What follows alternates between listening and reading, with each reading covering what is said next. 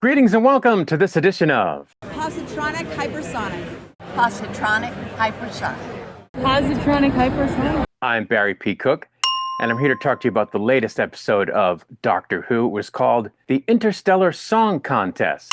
And as it starts, in the year 2925, Ryland Clark, who is a real British celebrity in real life, steps out of a cryogenic suspension chamber and onto the stage as the 803rd Interstellar Song Contest begins in the Harmony Arena space station, with the Doctor and Belinda exiting the Tardis at the same time, also there in the arena, in order to take a Vindicator reading. As the reading finishes, they turn to the stage, notice where they are, and promptly agree that they're staying to watch the festivities. As they watch the opening ceremonies, commercials for Poppy Honey and such air as part of the broadcast, as Mrs. Flood watches them from afar in another seat in the arena, making sure that the Vindicator is continuing to take readings. And a couple, Gary and Mike, bicker over their seats being taken by the Doctor and Belinda and exactly how that came to be, while aforementioned Doctor and Belinda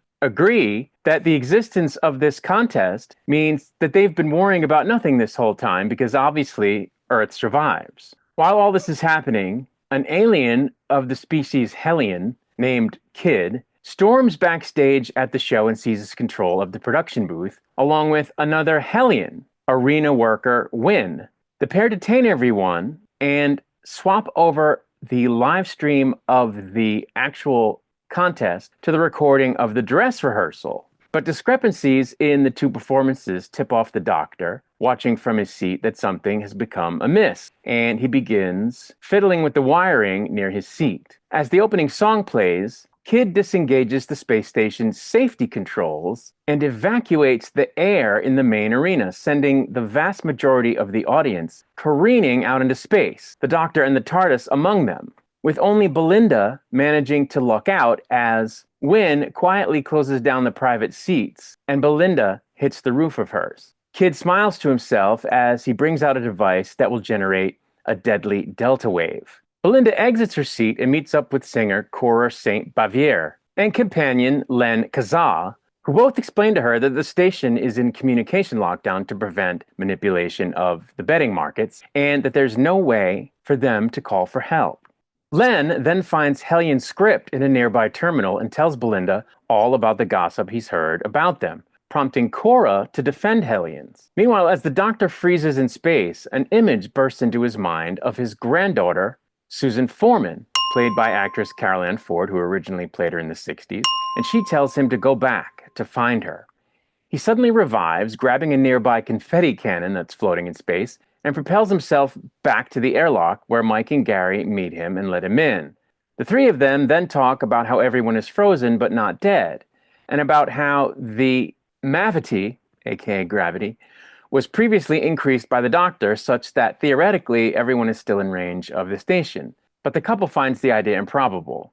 Scanning through a nearby terminal, the Doctor finds indications that the Hellions are uploading a delta wave to transmit with the song contest. The three of them then move to a museum dedicated to the song contest's history, complete with a hologram of Graham Norton, who again is a real-life British celebrity. As Kid notices people interfering with the systems, he attempts to contact them, speaking with the Doctor, as Belinda's group manages to eavesdrop on their exchange of threats. Cora overhears Wynn's voice in the background and reacts, prompting Len to inquire further. Cora admits that she's a Hellion herself, but that she cut off her horns so that she wouldn't be easily identified as such because they have a bad reputation. And she explains that her planet was destroyed by the corporation, makers of Poppy Honey, and that the entire plot being executed by Kid is obviously an act of revenge, but not one that she agrees with. The Doctor appears on the bridge and dismantles the delta wave, distracting Kid with a hologram. Frustrated with the level of damage Kid threatened to inflict on the galaxy, 3 trillion lives being wiped out, injures Kid repeatedly using hard light holograms to inflict pain, only stopping when Belinda and Cora enter the production booth. The Doctor then puts Gary and Mike to work, grabbing everyone suspended in the Mavity field, using hard light as a tractor beam, and then utilizing Ryland's cryochamber to safely revive them. As the majority of the attendees filter into the main chamber arena, Rylan explains that the contest is obviously null and void, but that there's one contestant left that he wants everyone to hear from. That would be Cora. Cora tells everyone that she's a Hellion, that the corporation tried to bury her song and story, and sings for the galaxy. Applause echoes, and the crowd is moved to tears. The Doctor and Belinda find the TARDIS in the museum, brought in by contest staff. In their conversation, they mention the Earth, prompting the hologram of Graham Norton to appear again, and to mention that the Earth was destroyed on May the 24th, 2025 for unknown reasons, and how everything used for the song contest was only there because it was sifted from the wreckage. The two of them then run back into the TARDIS, and with a fully primed Vindicator, pilot the TARDIS directly back to when they left. As they do so, however, alarms blare and the TARDIS groans, followed by an explosion that blows the TARDIS's doors right off the hinges. We then see that Mrs. Flood is the last of the attendees to be brought back aboard the space station, and that she is immediately concerned as to whether the Doctor is still around. When she learns that he's gone, she begins to regenerate, her double brainstem having frozen, splitting into two, resulting in a bi-generation. The new incarnation identifies herself as the Ronnie, a renegade Time Lord, or Time Lady as it were, and amoral biochemist who experiments on humans and other species, and considers everything secondary to her research from the Doctor's past. She immediately acts dismissively towards her earlier incarnation, Mrs. Flood, who begins to defer to her. Taking the readings of the Vindicator remotely, the new Ronnie says that she'll bring the Doctor absolute terror and marches off, her prior self in tow, and that's where the episode ended. So, I didn't really think too much of this episode. I liked it better than the previous two, but not by a whole lot.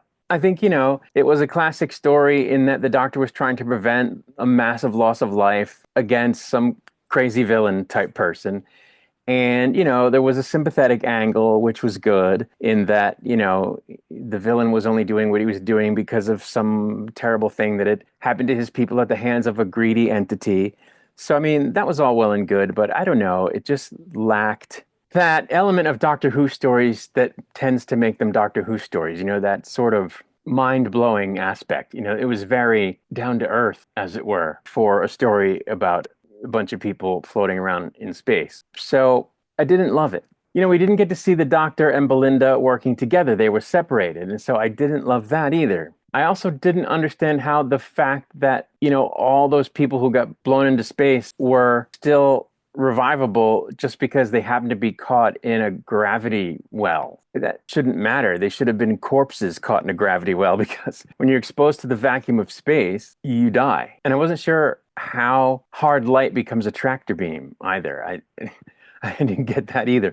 I can buy hard light, making a hologram something that's a little bit more tangible, but how does hard light suddenly have the ability to pull things from one place to another? It didn't make sense to me. I liked Gary and Mike. I thought they were good characters. I liked the singer, Cora. It was great to see Graham Norton, but I didn't really think the episode was anything special. The good things that came from it that I think are going to be important going forward and make the next few episodes better are the reveal that Mrs. Flood is the Ronnie, which, as I mentioned, is a character from the show's past that's been in the show a couple of different times in the past, and that's been a good foil for the Doctor. And the fact that his granddaughter is in the mix, again, played by the same actress that played her in the 60s, I think that's going to make the next couple of episodes a little bit more impactful, assuming she's also going to continue to be in them. So I'm looking forward to that. But yeah, I didn't think much of this episode, and it's episode 6, which means that we've had 3 episodes that I liked and 3 episodes that, to varying degrees, I didn't care for. And that's not great. So I hope the next few are good. And I'm thinking that these elements are going to help make them good. And of course, the closer we get to the end of the season, the closer we get to understanding exactly what happened to Earth. And I think that's going to make the next few episodes good as well. And we're going to see how the Doctor and Belinda survived the explosion on the TARDIS, and for that matter, how the TARDIS survived. So that'll be interesting. But yeah, not the best episode. And that's really all I have to say. So I'm going to get out of here. I'll be back with another video soon. Until I return, I wish you peace and long life.